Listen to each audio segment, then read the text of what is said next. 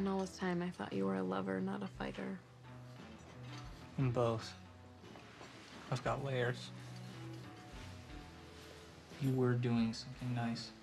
It's just that sometimes when people do nice things for me, I short circuit.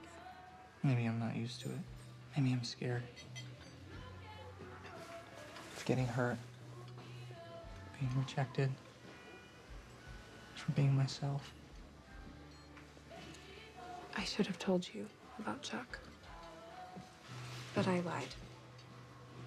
And instead threw you this party that you didn't even want. Why did you? Something is very, very wrong with me.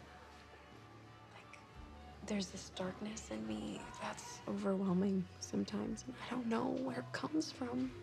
But I think that's what makes me do these crazy things, like